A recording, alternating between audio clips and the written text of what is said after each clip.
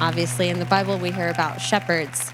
It's super important to have those dogs working there, and they're not to create chaos, but they are to control the chaos. So that's the biggest aspect of getting a herding dog is, yes, they are high energy, but they are there to be able to get the job done. They need to have that energetic endurance to be able to work all day if you ask them to. So, but back to evaluating what you need on your homestead or your farm is also, covering all working dogs. The livestock guardian dog aspect is another one too. Now, a lot of people think that livestock guardian dogs and herding dogs are one and the same, but that's not true. They work completely opposite. Livestock guardian dogs were intentionally bred to blend in with the flock. They are there to keep an eye out. During the evening, they are on patrol, making sure that the perimeter is safe from predators. And the herding dog, they are used to move the livestock. They are used in animal husbandry practices. They are not going to go out there and hang out with the sheep. They're going to move those sheep to you because it's your job as the handler, as the farmer, as the shepherd to take care of those livestock. It's not the dog's job in that situation. So that's where you definitely need to evaluate your farm, evaluate your homestead. What needs do I have? Do you have a lot of predator pressure? What does that pressure look like? Are you dealing with coyotes? Are you dealing with bears? Are you dealing with hawks? For us on our small homestead, it doesn't make sense to have a livestock guardian dog because our perimeter fence keeps out coyotes, but we do have an issue with hawks. So instead of a livestock guardian dog, we actually have a guard goose in with our flock of chickens. I'll look out there and I'll hear him being a little extra loud, and he has told all of the chickens to go in underneath of the chicken coop.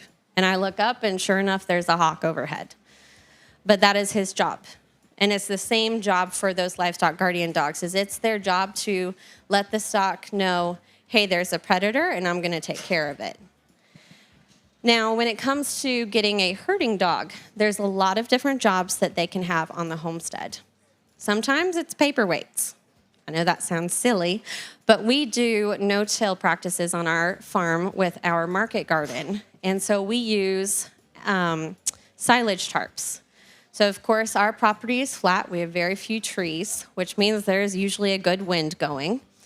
And it's not the funnest thing for just two of us to be using that big, heavy silage tarp because it's about 50 by 100. And I will have a couple of our dogs come, and I'll place them in a spot on the tarp, and I'll say, lie down and stay. And I expect that dog to stay there. But it is extremely helpful to do that so that I can finish pulling that tarp out to full size, and then we can maneuver it where we need it to go. But that's an extremely beneficial thing for us because it's just the two of us. I have an 18-month-old, but she's not quite walking yet, so she's not a helpful hand on the homestead quite yet. But those dogs can be a helpful hand in that situation. Now, before my health came back, I would use a wheelbarrow to move the electric net fences. I would kind of wrap them up and put them on top of the wheelbarrow. Now, if I hit a bump, whoop, there goes the fence.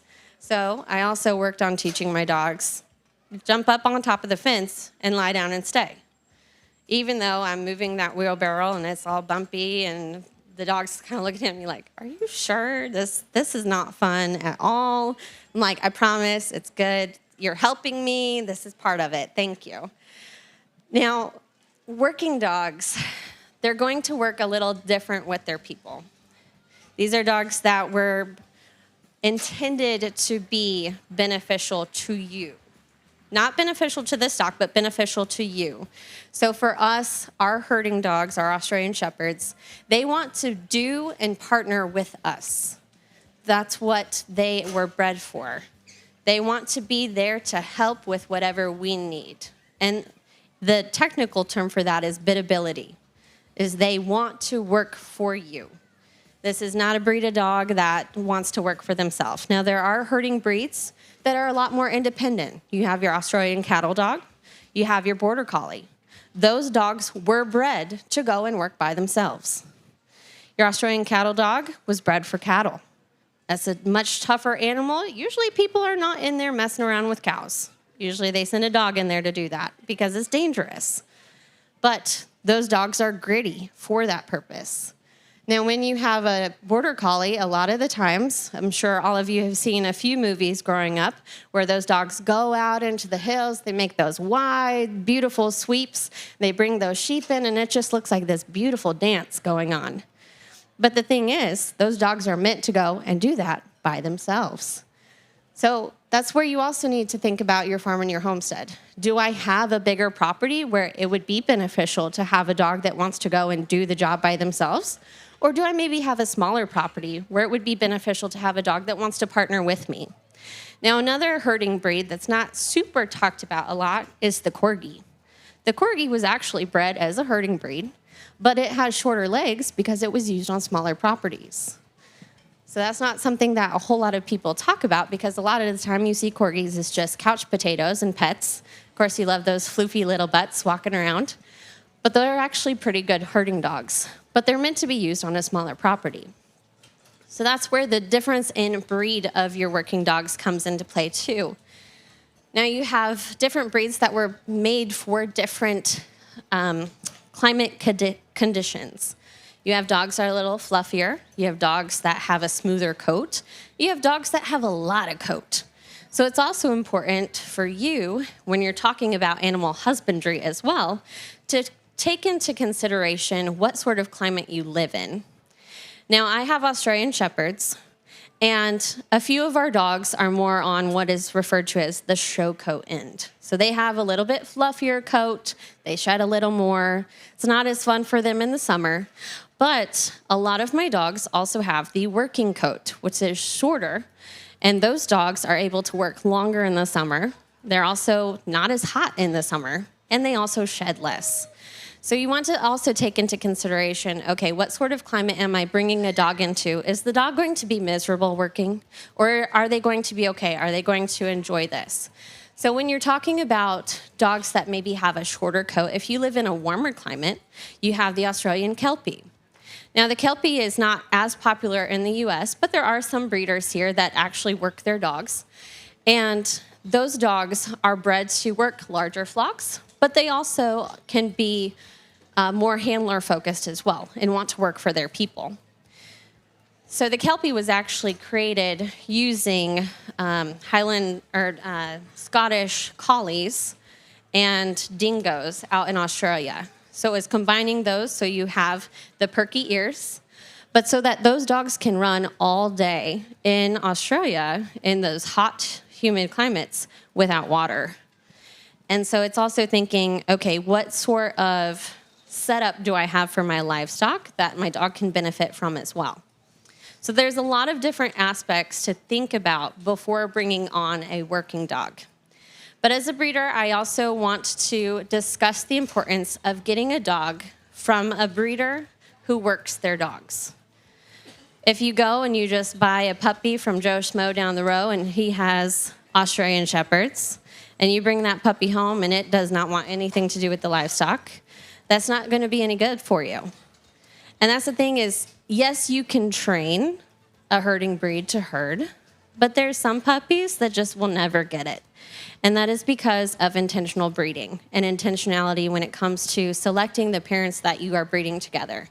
So for us on our Working Aussies homestead, it's important to me that I'm raising working dogs.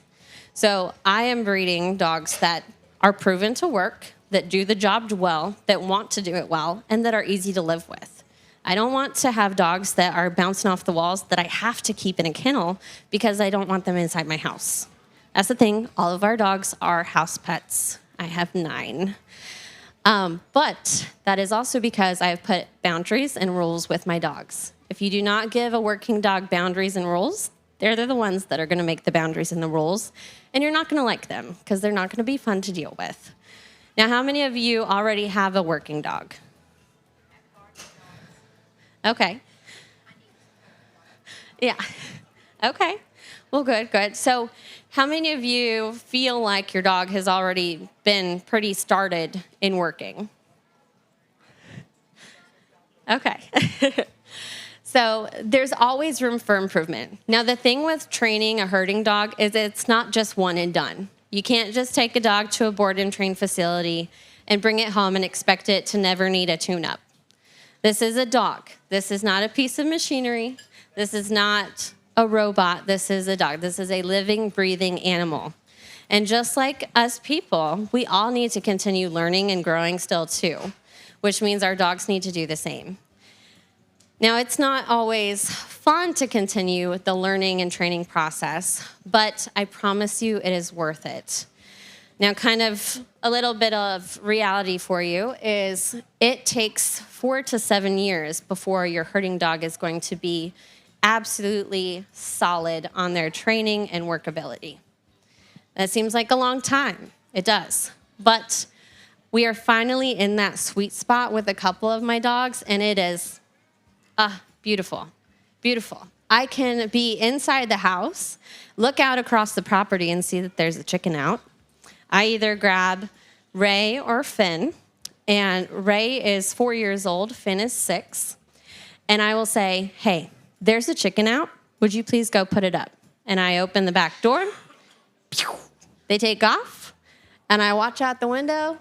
They go, they put the chicken back up. They come back in, and I let them in the back door.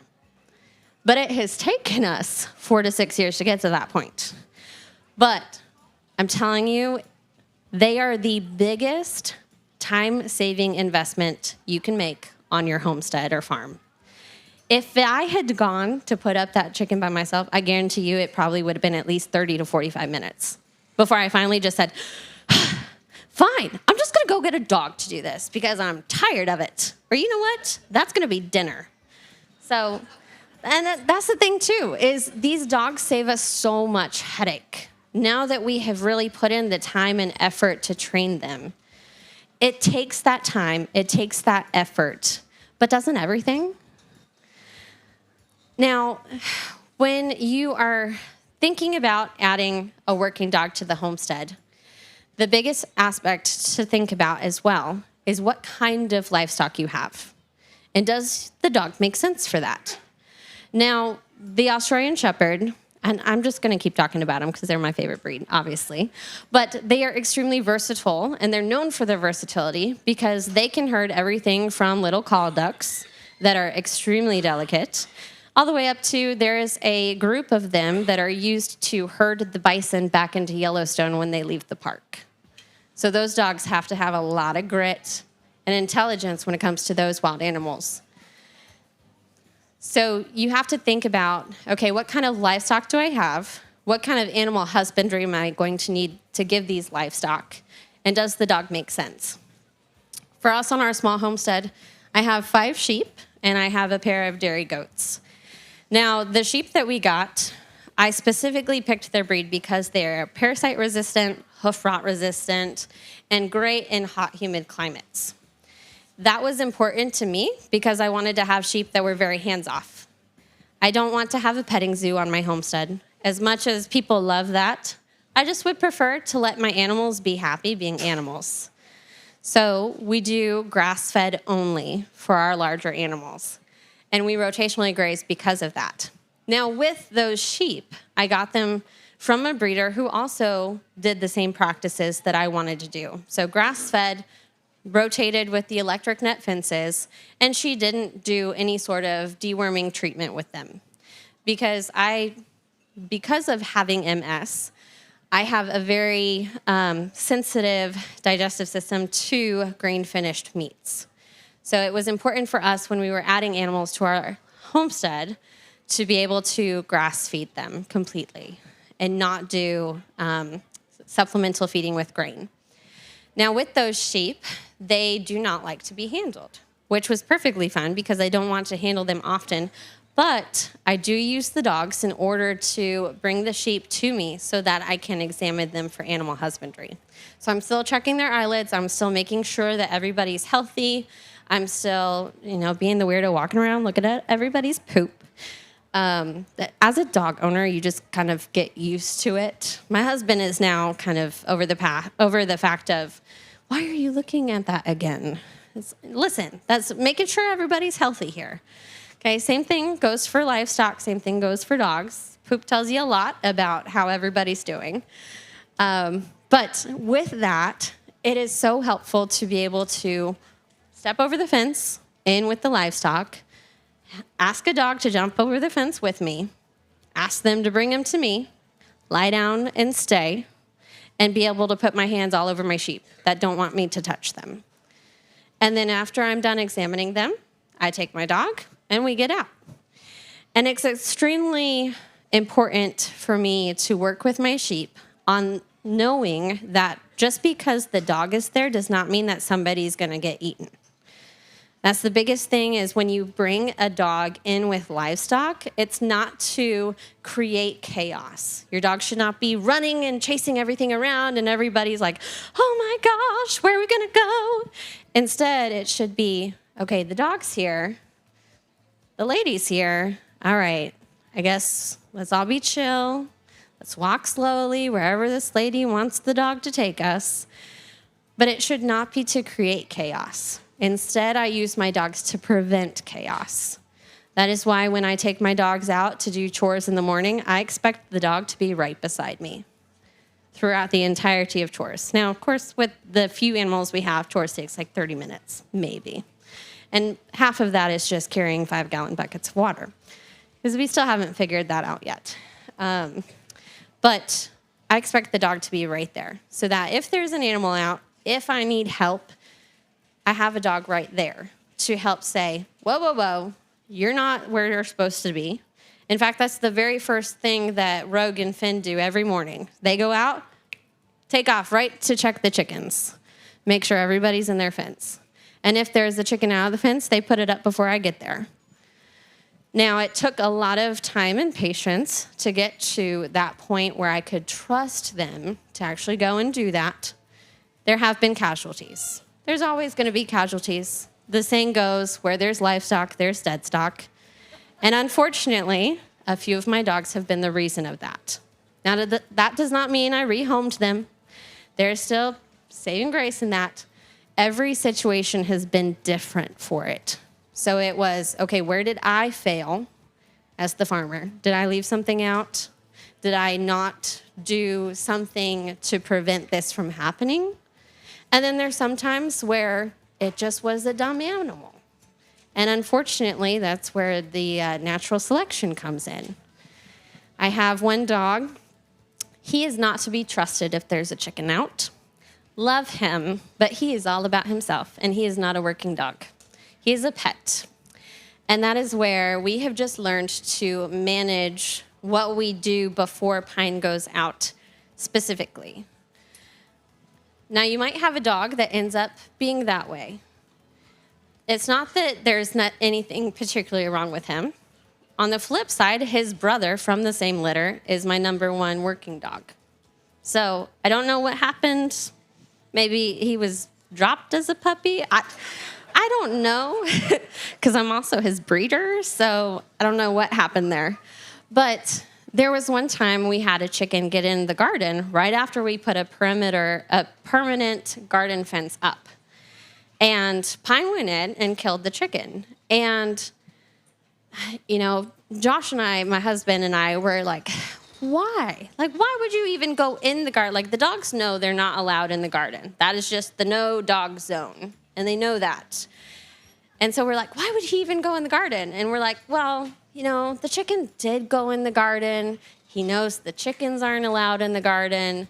That's where sometimes we step back and go, maybe the dog knew a little more in that situation. And these dogs are smart problem solvers. That's the funny thing, too, is we regularly will say, sometimes we have to outsmart the dog and think ahead of time, okay, if there's even one little inkling that we think, they might get into that. Nope, we got to put it up. There's no food left on the counter if you leave the room. We've learned this the hard way, for sure. But having these dogs, I wouldn't live without them, because the benefit that they bring to the homestead with time management, even though there has been loss, it's worth it at the end of the day.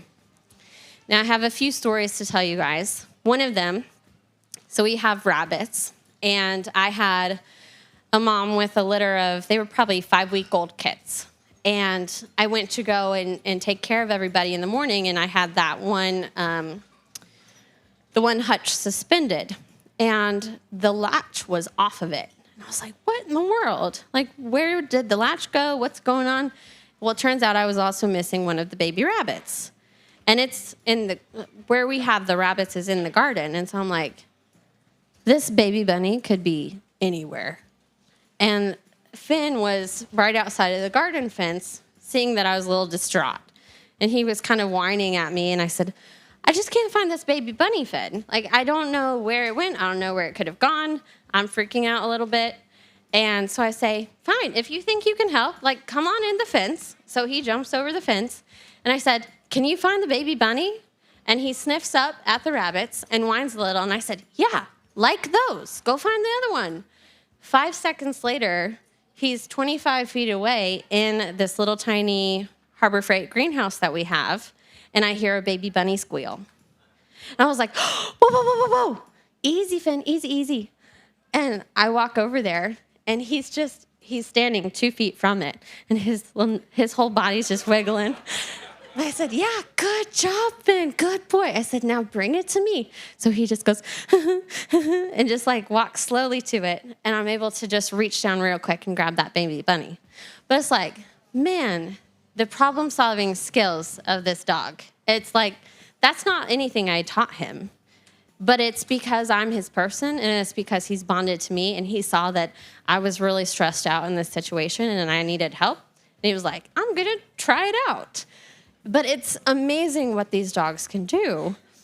Now, a few years ago, we had a monsoon rain come in at 4 o'clock in the morning. And at that time, I had a bunch of goats, and everybody had just had babies a few weeks before. And it was absolutely pouring rain. I had them out in the pasture. I didn't have an actual shelter out them with them because I didn't expect there to be rain. So I went and I grabbed Finn and I said, hey, we got to go put everybody up. And I opened the door and he looks up at me like, we're going out in that? I was like, yeah, dude, I'm not happy about it either, but we got to go make sure everybody's up and put the goats up. So we go out, and of course, I have some younger chickens that are sitting on top of the chicken coop looking like this, soaked. We're soaked within a matter of seconds from stepping outside. And we go over, and of course, the goats are yelling at us, and I'm like, girls, we're coming, we're coming. And there's lightning flashing overhead, and it is like shake the house type of thunder. And this dog right there with me the whole time. We go, we put the goats up. We stood underneath. We have a little carport that we turned into a barn. And we stood underneath at the edge for a minute, and there's just lightning flashing, and it's downpouring. I said, you did a good job. You ready to go inside? And of course, he looks up, and he's so excited. I said, all right, let's go inside. We go inside. That took us 15 minutes. 15 minutes to make sure all the chickens were up, and we put the goats in the barn. All the mamas, all the babies. If I had gone and done that by myself, it would have been at least an hour. And that is why we have these dogs, because they save so much time. Even if we don't get it right every time, there are certainly days where I go, okay, you know what? I can do this better myself. I'm just going to put you back up inside because chores are just not working with you today. And that's okay. You'll have off days. It's a dog. It's not a robot. It's still a breathing, living animal. And you're going to have days where it's just not working out. But that's when you learn, okay, I need to make the call of, all right, we're done today. We'll try again tomorrow. And sometimes that dog might need a couple-week break. I have a young dog, Rogue. She's with me this weekend. She's 1.5 years old. Not quite, but she'll get there soon. And she just started acting stupid with the animals. She started taking cheap shot bites at my sheep as they would go past her, and she would split them up right in the middle. I was like, girl, what is going on with you? Well, it turns out she was about 8 or 9 months old, which is when dogs go through another fear period, another developmental period, and a period where they decide to act like little rebellious teenagers. So her punishment for that, it's not a punishment, but the reward when you're working with a livestock dog, a herding dog, is the livestock. So when you remove the livestock from that, they're not getting to do what they want to do. So technically, that would be a punishment. So her punishment was she didn't get to work for 3 weeks. after 3 weeks' time, and I had worked the other dogs instead, I brought her out, and she was like, I promise I'll be good. I'm like, okay, you better, because this is like your chance to show me that it was worth it to take that break. She moved everybody perfectly. And then she's been doing a good job for me ever since. Now, she is a year and a half, and recently my husband reminded me that I expect a lot out of her. And I do, and maybe a little too much than I should for a year and a half old dog. The thing is, she has the breeding behind her. She has the drive and the instinct behind her. And ever since she was 5 weeks old, she has wanted to herd like an adult dog. And she looks like an adult dog. So sometimes she reminds me she's still a puppy. But for the most part, we have really good days where she works those livestock how I need her to, where she goes and she puts all of the chickens up perfectly without me needing to help. But it has taken that time to get to that point. Now, the benefit of having a herding dog on the homestead is you also get a companion. Homesteading can be really lonely. And I say that because we are all spread out all over the country. The closest homesteading friends that we have made are at least an hour and a half away. And yes, that's close relatively. But when you have a busy life and you're out in the garden, 9, 10 hours a day, or you're just really kind of living life, an hour and a half is a bigger commitment when you're homesteading. An hour and a half drive, that's 3 hours. That's 3 hours just of driving. What if I went and I spent, 5 hours there? There's your whole day of just seeing friends, which is great. We all need that friendship. But it's also nice to have the companionship of these smart dogs when you have that homestead, because then you don't feel as lonely. These dogs understand full sentences. They understand English. They pick up on your moods, your habits, some of them good and bad. But sometimes it just makes a huge difference when it comes to feeling that aloneness in the homesteading world. It can be tough. You feel like, am I really doing what I'm supposed to be doing? And it's those days that our dogs remind us, yep, this is it. This is what we're supposed to be doing. And it's days like today where all of you show up and that I'm reminded that I'm doing what I'm supposed to be doing too. But it can definitely be lonely. But I love to open it up to questions. Yes, sir. Yes. Do you notice any difference between the male and the female in terms of the working characteristics? So the question was, do I notice the difference between males and females versus working? It kind of depends on the breed that you have. And then it definitely depends on kind of like who is going to train the dog. So for us, of our 9, we have 3 males and 6 females. Out of them, we do have a few pets. I brought one of the pets with us, but she's a retired mama for us. Her new job is to take care of my 18-month-old. So she knows that's her job. But out of them, I have 2 working girls right now and 1 working boy. And Finn would absolutely do anything I asked of him. In fact, one of my favorite jobs for him, not to go off on a tangent, but one of my favorite jobs for him is we use the Joel Salatin style chicken tractors. So they're about 1.5 feet, 2 foot tall. Now, if any of you have ever tried to get into those to pull the chickens out, they're not the funnest. I taught Finn to do it for me. So I have him jump in. He knows he's not allowed to put his mouth on the bird. That's the number 1 rule on our homestead, which is why his brother Pine, who eats the chickens, is a little more frustrating because everybody else understands the rules except for Pine. Pine thinks that he's the exception. But Finn will jump into the tractor, push the chickens to me. All I got to do is reach in and grab one. Then we go, we butcher it. I come back. All right, Finn, jump in, bring him to me, grab another one, and go. And it makes the job so much easier. But he would do absolutely anything I asked of him. Now, my girls, it kind of depends on the day and what mood they're in. That's where, when you have intact dogs, the hormones play a role in that. But I do know that, generally speaking, female dogs work better for males, and male dogs work better for female handlers. It could be just the hormones, but it also, I think, depends on the dog. So like my husband just recently got he's 18 weeks old now, but he got a dog that's going to be his next working dog. And then we also have a female that works for him too. So I'll be interested to see which one works better for him as the 18-week-old grows up. Any other questions? Yes, ma'am? How long are you working with them, training specifically? Ooh, that's a really good question. So the question was, how long am I working with them specifically on training daily? So with training, it just kind of depends what training I need to be working on. If it is herding training and I am working with a younger dog, or I'm working on kind of like fine-tuning some like directionals with certain dogs and stuff. So I'll use Rogue as an example.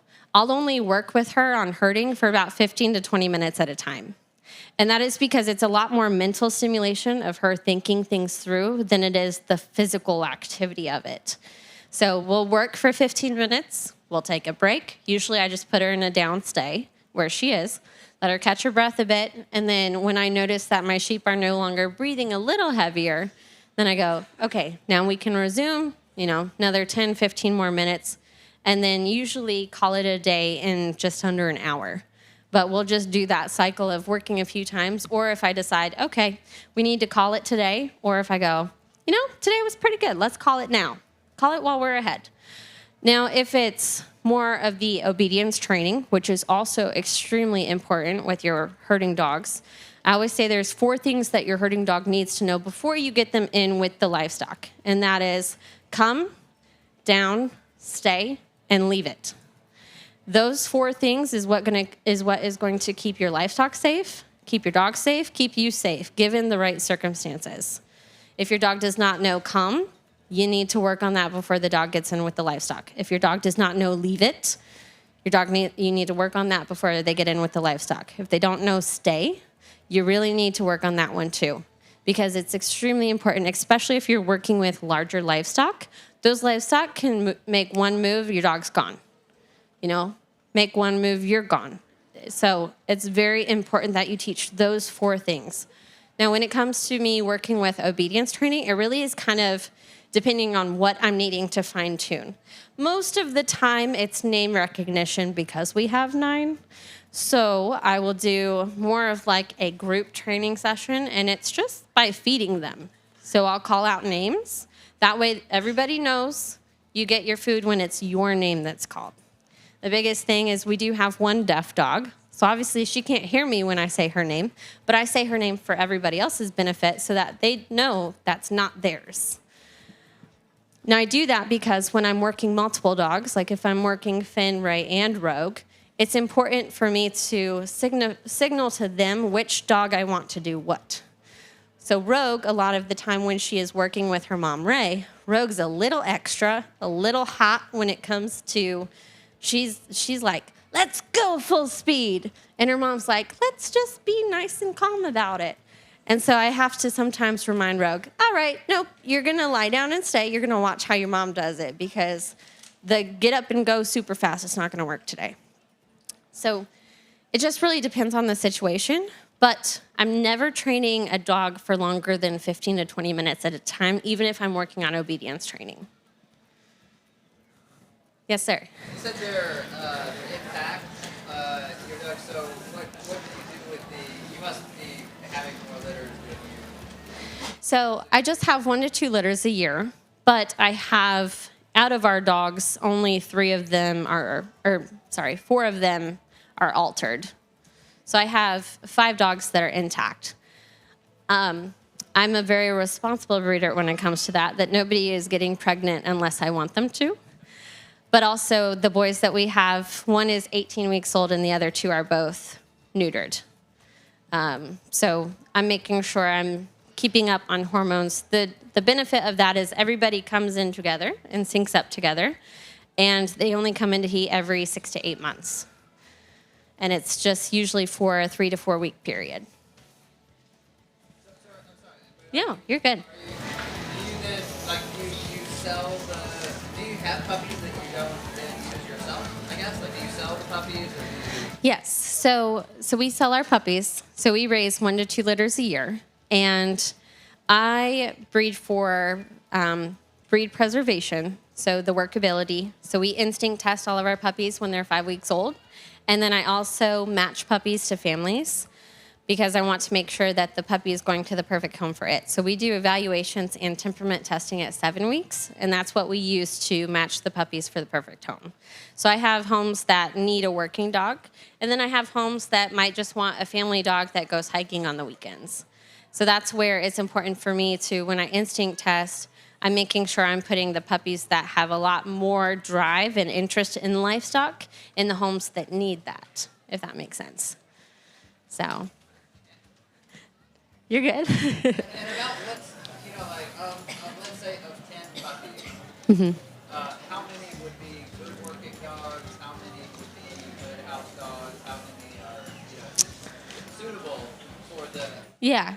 So it really depends on which dogs I have bred as well, because the pedigree and the workability of the parents also plays a role into that. So Piper, who I have with me, she is not my worker dog. So out of the puppies that she has produced, it's about 75 workers, 25% just family dogs. But out of Rogue's mom, the other dog that I have here, most of her puppies have gone to working homes because she is a working bred dog, shows it, and then the males that we have bred her to are also working dogs. Yes, ma'am. If you were going to pair a dog up with a small child, like what would be your first initiation steps? Yeah. So the question was, if I was going to pair a puppy with a young child, so like a family who wanted a puppy for the young child, what would be the steps for that? So for me, when we are working with our puppies, I look for, which we also breed for it, so it's kind of a two-part thing there, is I want a puppy that's easy to live with. So especially with small children. So we do temperament testing, and we use Volhart's puppy aptitude test, which is 10 tests that are completed on the day the puppies turn 49 days old, which is right in the middle of a developmental period in their brain. So everything that we are testing will show us the inherited part of the temperament, or it'll show us the inherited part of the personality. So it'll show us that temperament. It'll show us that stability. Now, we do a lot as breeders those first 7 weeks to do as much as we can to introduce novelty items, to introduce novelty sounds, to socialize them around a variety of people so that when we do test them, they are more apt to be much more stable puppies. Now, we haven't had anybody necessarily like test bad. That's not a thing. It's more to show us, okay, this puppy needs a more working home, or this puppy would be great with a first-time dog owner. So we've had puppies that have tested, on both of those scales. Now, Rogue, when we did her temperament testing, she tested it as a mostly 2s. So she had so of course, when they write out the scores, it's a little more, it's not worded as nicely as it could be, if that makes sense. So like for mostly 2's dog, the potential to bite is on there. So you're like, what? This is a 7-week-old puppy. What do you mean it has the potential to bite? Well, that is if it is not worked with and trained in a manner where it's given an outlet. So that would be a puppy that needs to go to a sporting home or needs a lot of structure like what I've given Rogue. So if any of you go over and meet her, she is like sweet as can be, would never hurt a flea, but it's because I have worked with her on training and given her the structure that her temperament needed to be successful in our home. So when I'm looking for a puppy for a family with a young child, I'm looking for a puppy that loves everybody from the very beginning. So funny enough, you see a lot of those puppy temperaments and personality come out before they even have their eyes and ears open at 2 weeks old. How they are when we handle them when they're the first few days old up to like a week, we can already tell which puppies are going to be more chill and which ones are going to be more, Aussie-like, pretty much.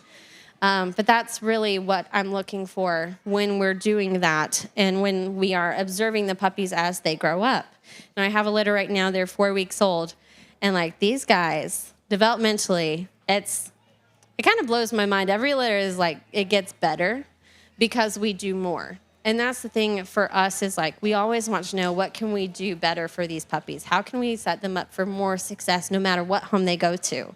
These dogs are amazing. So it's like, how can we do, what else can we do to give our everything to these puppies so that they can just go and be amazing dogs for people?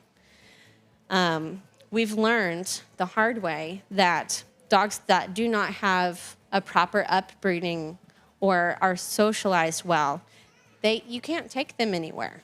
You can't have people come into your house. And that's where everything that happens in the first 12 weeks of that puppy's life is going to affect them later on as an adult. And so that's why we focus so much and pay so much attention to them at the early stages, because it's important. Yes, sir.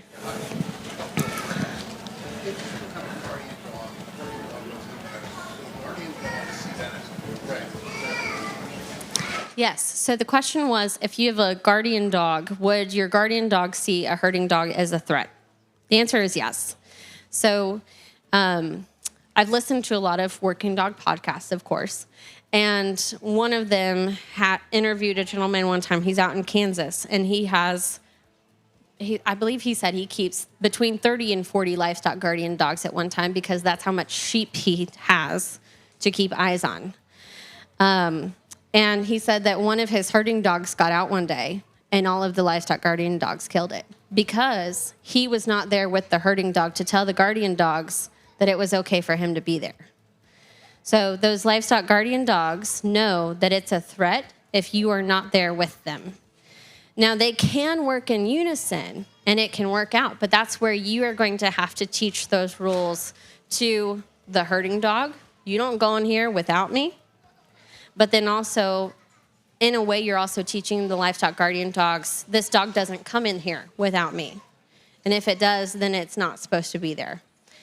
Now, you might have an incident that happens like that, or you have an incident where the herding dog just learns its lesson of, oh, I don't belong in there when my person's not there. So it can work well, but that's where, like, for me, I want to leave as little room for that risk as possible. Yeah. Oops, speak up just a little bit. Ooh, that's a really good one. So working years, it definitely depends on the health of the dog. And what you feed is a big part of that too, is the health and longevity. So Piper over there is 8 years old, and I would anticipate her son Finn to work until his last breath. So for him, he's been working for me since he was about a year and a half, 2 years old. And so I would expect, 8 to 10 years from him. Now, the life expectancy of Australian Shepherds is usually between 12 and 15 years, give or take. And different breeds are different. So it really depends on what you feed, the overall health of the dog, if you're buying the dog from parents that were healthy, if you have the ability, or if the breeder knows, can go back in the pedigree and say, these dogs live to be this year, this old. Or, there were issues where the dogs didn't live as long. And so that's why it's important to find a breeder that can tell you the research on their pedigree, too, of these are dogs that live a long time and work up until it's time. Yes, sir.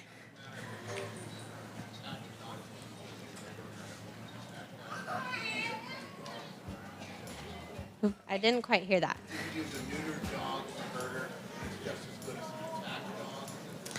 Yes. So the question was, is a neutered dog just as good as a herder as an intact dog? I want to say that after neutering our boys, which we waited to neuter them until they were 3 years old, so that way they had finished growing, he listens way better now than he did before. Now, another thing with herding dogs is one of the rules, especially for me, is if we go in with livestock, you're not to eat the livestock poop and you're not to go to the bathroom. That's not what we're here for. We're here to work them. We're not here to play around, mess around.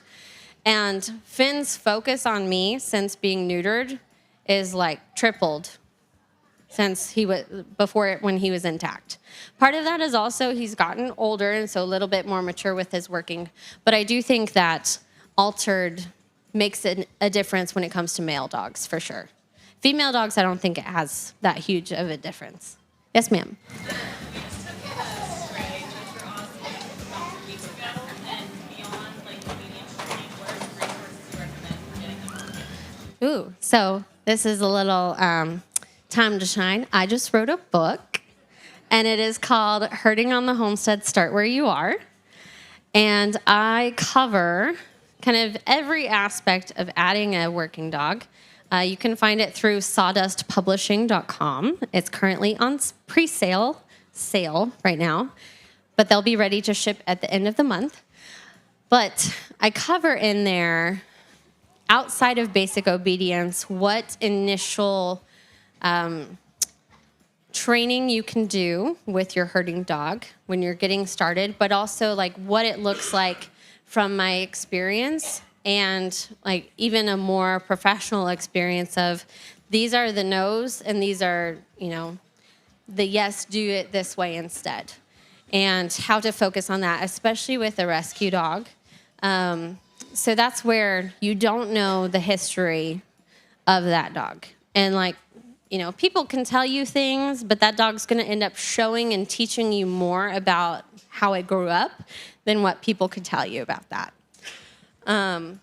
That's not to say that you can't use it as a herding dog, but there's going to be a little bit more challenges to it, and you're going to maybe have to get a little bit of creative when it comes to training certain behaviors because that dog might be set in its ways a little bit on some things that you're like, that just does not work here. So let's figure out how to stop that. The Instinctive Australian Shepherd is one of them. She interviews a lot of people. It's really intriguing, the information that they talk about, but that's always a good one. The Farm Dog Podcast is another one. So he's gone through and interviewed people trying to find the perfect farm dog for him. But along the way, he's interviewed a lot of people, talked to people about their experiences with different types of dogs on different operations. And funny enough, but so those are 2 podcasts specifically that would be good resources to listen to. Yes, sir. I wanted to find out, as a reader, do you require place a puppy? Do you require that purchaser to have the dog neutered? So it depends on the situation. So we have had a few dogs go to homes as potential breeding prospects. With that, though, all of our other puppies are sold on a spay and neuter contract, but I require them to wait until the puppies are at least 18 months old. So I would prefer at least 24 months, but a lot of vets have issues with that. I mean, with good reason. The general public isn't as responsible as we would like them to be. Y'all do not count as general public, by the way, because you're here to learn more. The general public does not do that. But I do require that. And so how I require that is our genetic health guarantee is void if somebody spays or neutered their dog before 18 months of age. Yes, ma'am. Could a dog have more than one person? Yes, absolutely. So if you're wanting your dog to listen to more than one person, both of you have to put in equal amounts of time when it comes to training. That way the dog sees that there's the benefit of listening to both of you and not just one of you. I had seen a question over here. Yes, ma'am. Yeah. Oh, okay. So great questions. We're covering all the aspects. So I feed Kinetic Performance Dog Food, and we have been feeding it for almost 5 years now. Before that, I fed 4Health and Purina Pro Plan Sport 2030. Now, with 4Health and Purina Pro Plan, I had a lot of digestive issues. Now, with multiple dogs, I didn't really like cleaning a kennel every other day. And when I had heard about Kinetic, I had actually heard about it on the Instinctive Australian Shepherd podcast. But it was two guys who were part of the big dog food industry, and they hated how companies would switch up ingredients just to save costs. But then later, the dog is the one that feels the pain of that. And so they said, you know what, let's start our own.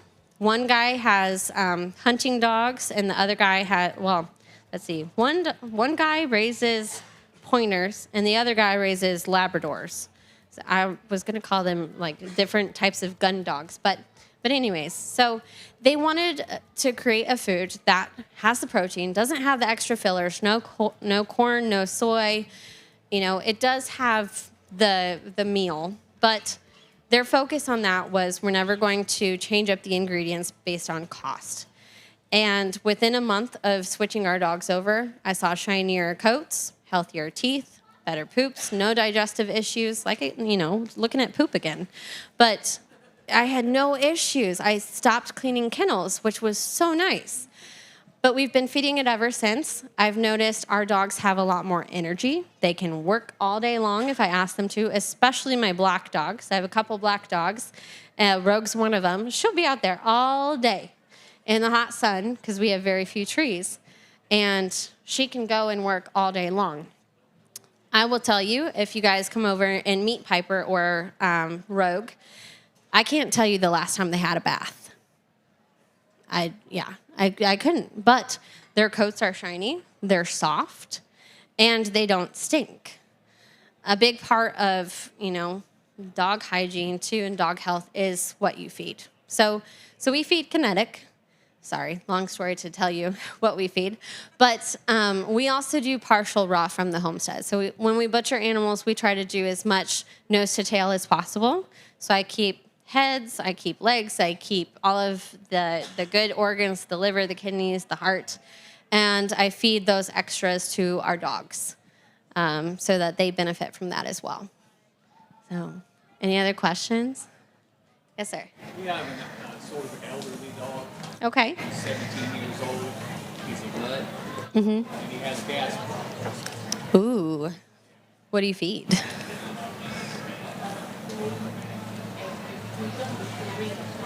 Mm-hmm. What do you feed now? What did you say? Oh, Blue. So, Blue is like one of the worst dog foods that you can feed.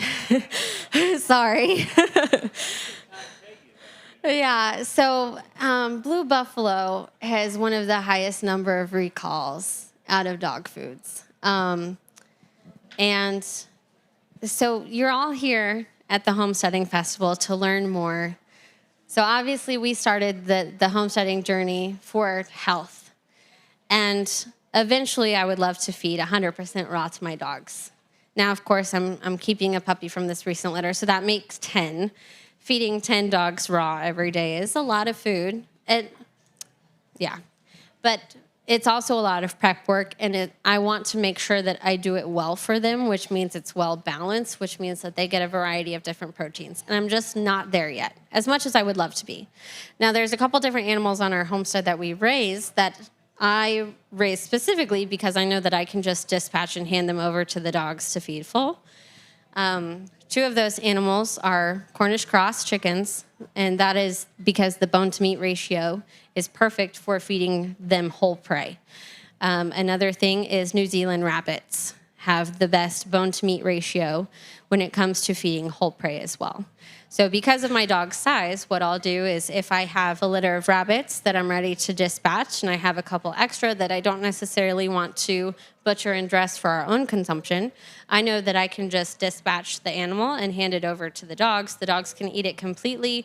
They get fasted the next day, and then we can go back. But that is one of the animals that you can raise on your homestead, specifically for your dog, too.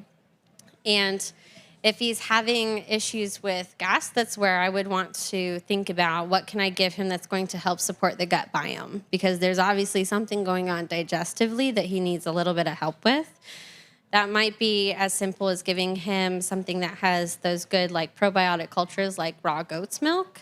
that might be a lot easier for you to find than something else. But that's what I would be thinking about is, okay, what's going on digestively that's not agreeing with him? So, and yeah, sorry. Yes, sir. Tried, well, I trained her somewhat. What do you think about it? A shepherd? Yeah, so German shepherds are a herding breed of dog. So the difference with them is like they are meant to be like a moving fence. So they're not going to herd in the same way that different breeds will herd. So like the border collie uses eye. So they're going to stare down their stock. That's why they have to be so much further away from their livestock to get them to move. Now, the Australian Shepherd is referred to as a loose-eyed breed, which means that my dogs can walk up right next to livestock, and the livestock don't move because my dogs are not looking at them. And so that's beneficial for me on our smaller homestead. So with German Shepherds, they are meant to be used on a larger property, like not super big, but obviously like a little larger. And they are meant to be like a working fence. So they have that nice long gait and stride to be able to get around, but they're not going to put so much pressure on it. So you could definitely use her as a herding dog, but it just would be, watching her body language and how the body language of the animals respond to her as well. But they are meant to be a herding breed. She goes up into the horse and jackass. Horse and jackass, right? Horses are a little different when it comes to livestock. Let's see. Who had the question over here? Oh, yes. Sorry.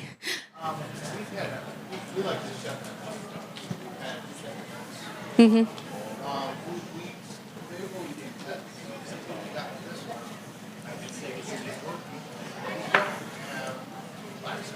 Okay. Mm-hmm.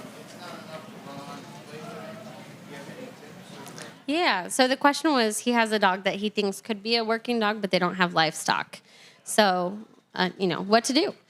So something that you can do if you're interested in it is finding a stock dog trainer near you that offers, oh goodness, of course I just drew a blank. They do an instinct test. So also a lot of stock dog trials will offer that too. They'll have something where you can do an instinct test, and it's usually like $50 to $75, and basically you have the trainer go in with the dog and check and see, is it a prey drive or is it like actual herding drive? Because there is a difference, and you'll see that difference in how the livestock responds to the dog, but also how the dog responds to the livestock moving.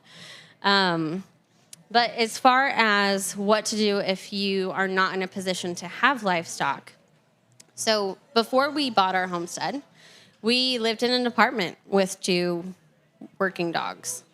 And with them, we would go for walks, we would go on hikes. So if you're looking for something like inside to do that's stimulating, trick training is really fun. So Finn actually has a couple trick dog titles. He knows, how to weave between my legs. You've seen, I'm sure, probably some of those cool dog shows where the dog's doing all these cool tricks. That's just as mentally stimulating for your dog as working. And so, and it's kind of fun if you have people over, hey, look at this new trick I just taught my dog. So he can, I'll ask him to put paws up and walk, and he'll put his paws up and walk with me. He knows a variety of different tricks. His favorite is when I ask him to jump, he'll just stand in front of me and just go boing, boing. And he can jump 6 feet in the air, so he just loves it. He just thinks this is the best thing ever. But you can do a lot more. There's actually an organization that's called Do More With Your Dog. And it's where you can train tricks and get titles through them by having one of their evaluators watch you do the tricks with your dog. So a lot of different things you can do. Our breeder suggested that it might be an agility dog. An agility dog? Okay. Yeah. So the thing too is if that's available in your area and that's something that you're willing to dedicate the time to, absolutely go for it. It doesn't hurt to try.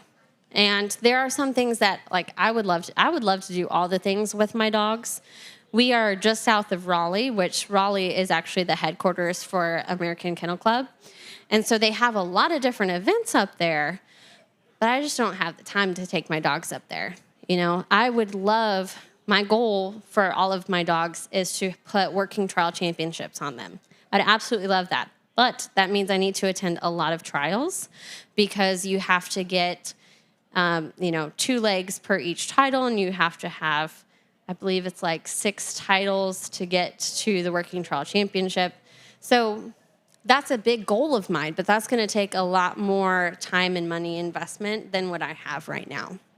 And that's where it's important to me to show that I do have working dogs. My dogs can work, and doing the herding demonstrations is a great way for me to do that personally.